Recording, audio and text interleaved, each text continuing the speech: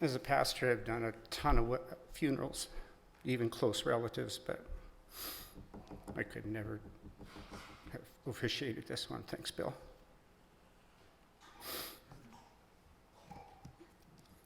This morning I spent over 3 hours in the emergency waiting room here in Lacombe, and I was editing the final edit of the book I've written, and I read about my dad, what I wrote there. He was a do-it-myself person, and I inherited it. And I've broken more things than you can imagine. And I've wrecked my body in more ways than you can imagine trying to do it myself. But that was Dad. Right up till he was like, 89? He's doing it himself.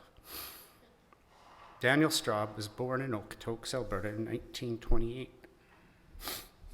He was registered on July 4, that he was born on July 8, but he didn't arrive till July 10. So the family decided to celebrate on the 8th. His father was Emanuel Straub, born in Odessa, Russia. His mother was Hannah Weiss, born in Lehigh, Kansas. Hannah later moved to Fox Valley, Saskatchewan, where she met Emanuel. And Emanuel and Hannah moved to Okotoks to start their own farm. Their children were, in order of age, Reuben, Elsie, Ruth, Walter, Albert, Daniel, Roy, and Viola. All Dad's siblings had previously passed away before now. Dad met our mother, Jenny, in Okotoks in 1948, and were married in Vancouver, BC in June 1950. They were married by Pastor O'Brien in the home of Pastor Bob Link, whom they called Bobolink. Mom's parents and siblings were the only others present at the wedding. Dad and Mom worked a while picking strawberries and broccoli in the Vancouver area, which kind of explains why my mom never served us broccoli.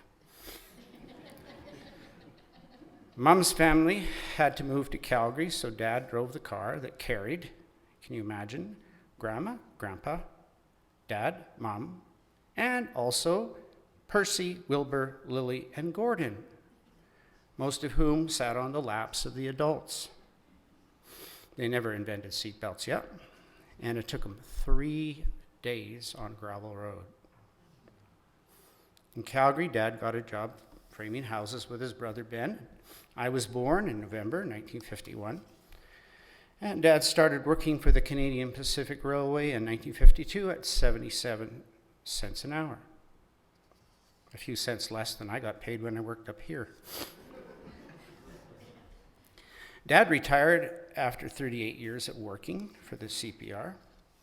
I remember some of our free train trips to Vancouver to visit Mom's sisters, Auntie Betty and Auntie Marie. I remember one time, because we were free passengers, they kicked us off and we had to go into another car that was something you see in a John Wayne movie in the Western times. Board seats, and a good thing the windows came down, because I still remember my dad holding me out the window to throw up.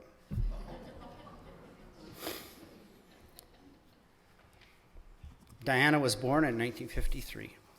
Shortly after, Dad's brothers Reuben and Ben moved to California. I remember driving to California for so many summer vacations.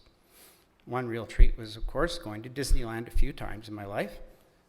Mom said if Dad had anything to say about it, we wouldn't have gone at all. Which is another thing I inherited from my dad, counting pennies, which is both a curse and a blessing. My Auntie Bee and Uncle Ben took us to Frontier Village, which is now Knott's Berry Farm, which is where I take my grandchildren now. After working for the CPR during the day, Dad would work from 7 to 11 at night, manually setting pins at a bowling alley. Carolyn was born in 1960. Aside from working at the CPR, Dad continually fixed up our houses and resold them.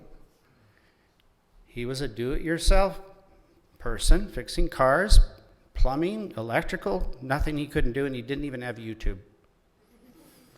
There was nothing he couldn't do. I remember helping Dad dig a basement by hand under our house, which was already built. We rented a conveyor belt, thank goodness, to carry the dirt up and out. But it was a lot of nights shoveling by hand, he and I. And then he mixed with a little mixer the cement to make the walls and the floor of that basement. Dad was also the janitor of our church school in Calgary. He did that to pay our tuition.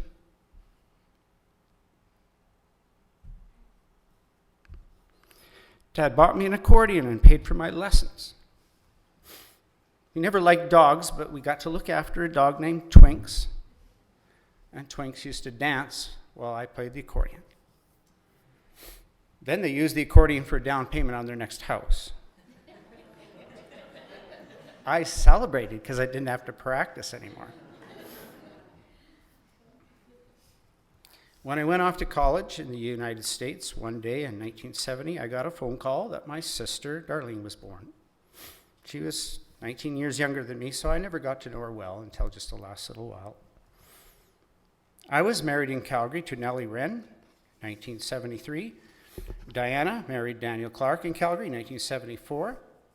Carolyn married Dave Good in Calgary, 1986. And Darlene married Ron Blaney in Calgary in 1989. Same church.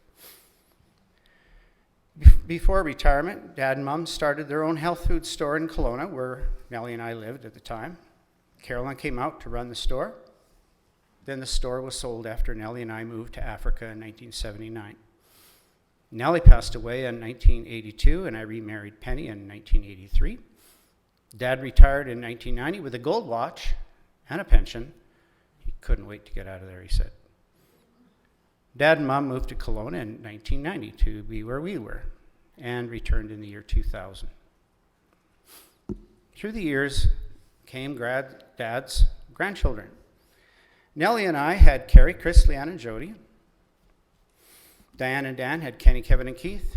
Dave came with 2 stepchildren for Carolyn, Tammy, and Kevin. Darlene and Ron had Nathan, Reuben, Joseph, and Josiah.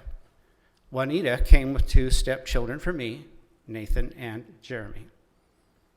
And then came Dad's 13 great-grandchildren, 3 step-great-grandchildren, and 6 step-great-great-grandchildren.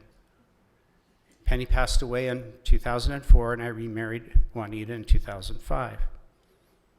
Dad and Mom moved out of Calgary to Benalto, Alberta in 2009, and then to Lacombe in 2010. They moved into the hamlets at Red Deer in 2019, which was Dad's last home. Dad passed away January 21, 2020 at the Centennial Center in Ponoka. Dad always talked about how he was going to live till Jesus comes. He told Dave Good one day, and Dave responded, "Well, there's a lot worse things that can happen to you besides dying." And sure enough, Dad's past months have been some of those a lot worse things. I'm sad, but I'm really relieved.